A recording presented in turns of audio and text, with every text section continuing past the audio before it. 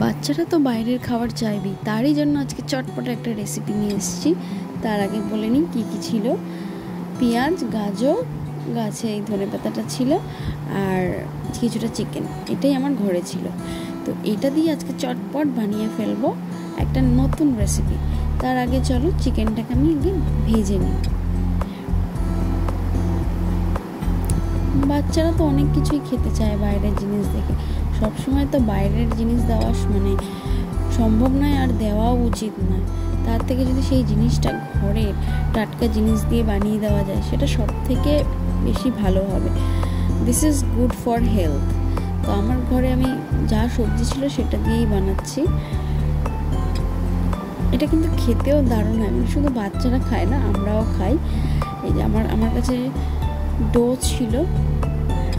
আর সবসময় বাচ্চাকে না ময়দাটাও অ্যাভয়েড করা উচিত। যতদূর পারবেন ঘরে যেহেতু বানাচ্ছেন, দেখবেন যেন সেটা আটা বা অন্য কোনো রকম কোনো অল পারপাস ফ্লোর যেটা হয় সেটা দিয়েও আপনারা করতে পারেন। এদিকে আমার এটাও হয়ে গেছে। এর মধ্যে আমি একটু এই ধনেপাতা কুচি আর একটু কালো গোলমরিচের গুঁড়ো আর পেঁয়াজটা দিয়ে ভালো করে মেখে নেব। আমার কিন্তু মেইন জিনিসটাই রেডি হয়ে গেছে। আর এই দিকে আমি যে রুটি বা ওই ডোটা কেটেছিলাম সেটা আমি মোটামুটি 5-6 পিস কেটে নিয়েছি। এইবার এরকমভাবে একটা শেপ দেওয়ার পালা।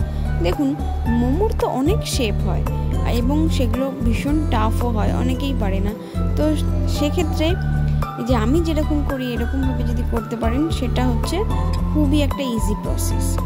আমি অত কিছু জানি না, পারি না, তো আমার এটা সহজ মনে হয়, তাই আমি এটা এরকমভাবে করি। আমি কি করি, এটাকে এরকমভাবে ফার্স্টে মুড়ে নিয়ে এবার একটা কোণ এদিকে থেকে দিয়ে দিই, তার উপরে এটাকে দিয়ে ভালো করে চেপে নিই এবং এই উপরেরটা এরকম বসিয়ে দিই। এতে কি হয়, এতে কিন্তু কোনো কিছু বেরিয়েও আসে না, ভেঙেও যায় না এবং শেপও দারুণ থাকে, দেখতেও ভালো লাগে।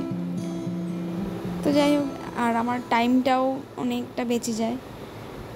দেখুন, আর একবার দেখে নিন। এবার এটা একবার দুবার করতে করতে প্র্যাকটিস হয়ে যায়।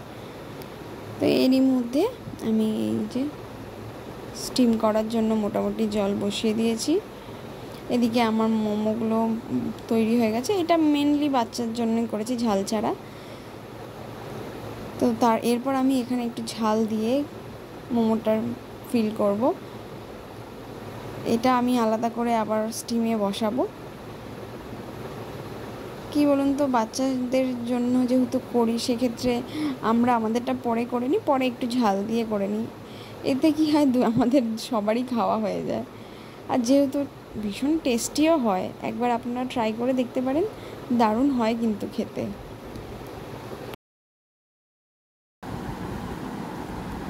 একবার দেখে নিলাম, বেশ ভালোই স্টিম হয়েছে। আর যেহেতু এটা আমি ময়দা দিয়ে করিনি, তাই আমার কালারটা এরকম এসছে, তাতে অসুবিধা নেই। কিন্তু এটা টেস্টি, ভীষণ টেস্টি হয়, আমরাও খাই। হয়ে এসছে, এবার আমরা সেটা নামিয়ে দেবো। এবার আমি এটা প্লেটে সার্ভ করার পালা। টানটানা, আমাদের হয়ে গেছে। দেখুন, দেখতে কি খুব একটা বাজে লাগছে? তাহলে আমাদের চটপট এটা হয়ে যায়। এবার যে বায়না করেছে তাকে একটু খেতে দেব।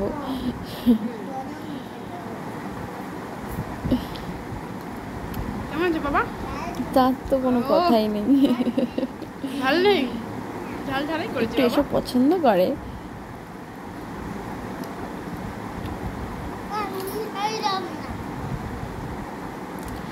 আমিও একটু খেয়ে নিলাম, দারুণ হয়েছে কিন্তু। আজকের মতো টাটা, ভালো থাকবেন সবাই।